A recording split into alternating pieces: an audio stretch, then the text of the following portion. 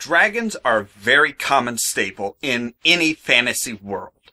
They come in various different shapes, sizes, colors, and with almost a laundry list of abilities. Whether they breathe fire, ice, acid, or just fly around gobbling up maidens and horses, dragons are always easily identifiable. So what are dragons like on the Discworld? What makes these creatures stand out from other fantasy series? Today we're going to take a look and find out. I'm Ollamh, and this is Geek Trivia.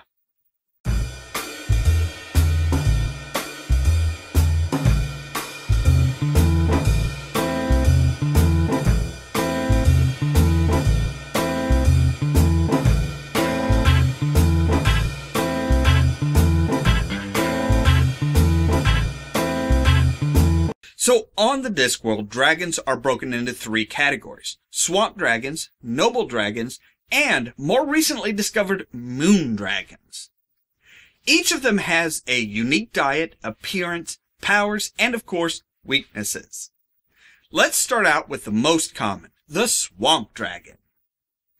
Swamp dragons, or Draco vulgaris, are extremely common and tend to be thought of as either pets or pests. They tend to eat anything and everything around them.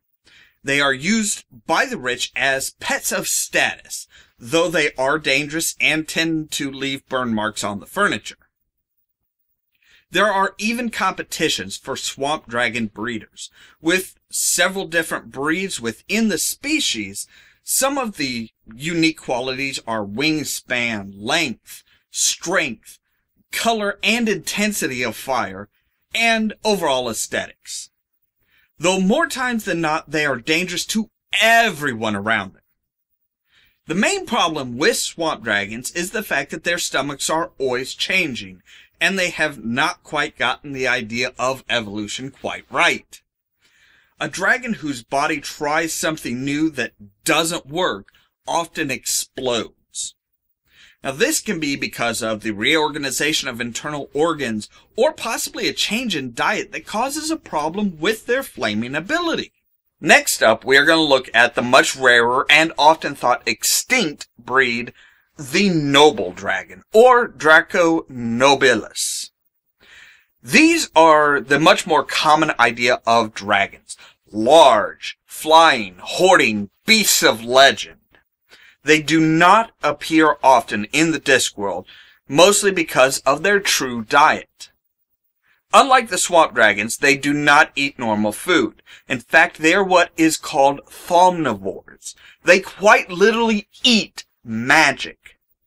They have to have a good source of magic to enter the Discworld proper, and a steady stream to stay.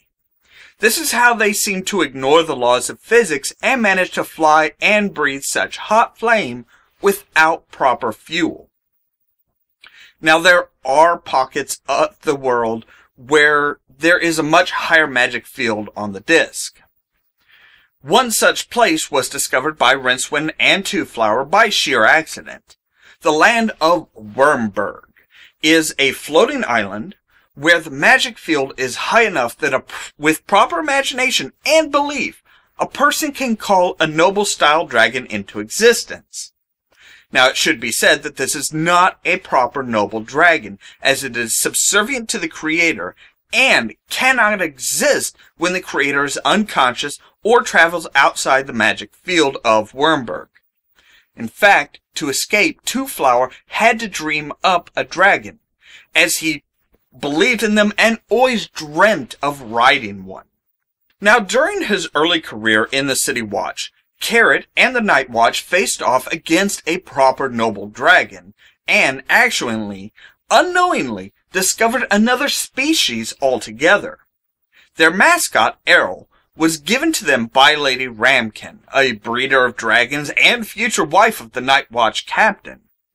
Errol was unable to fly and could not seem to breathe fire at all. When Errol decided to try and woo the noble dragon, he started eating anything and everything he could to build up fuel.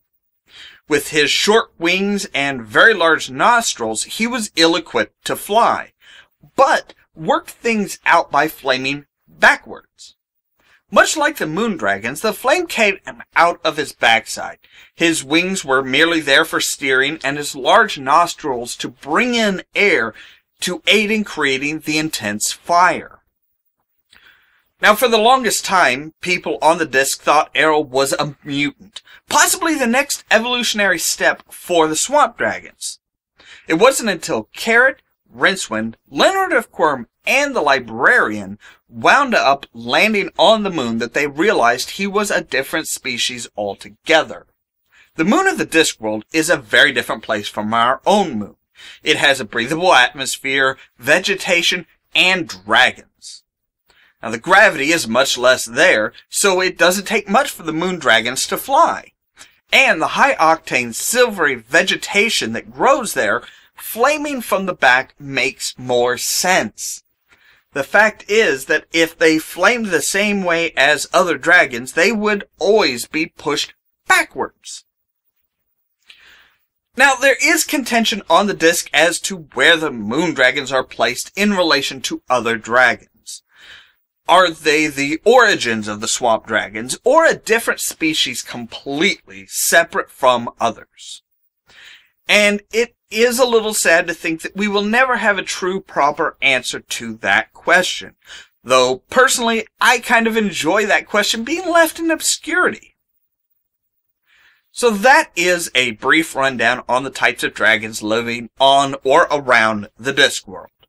Which is your particular favorite?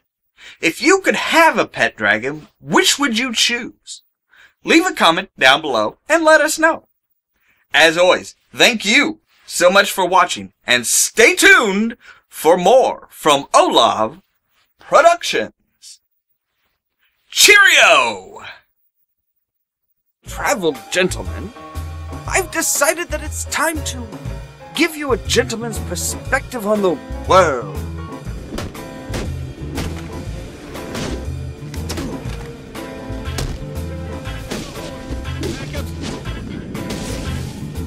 Okay, that was kind of cool.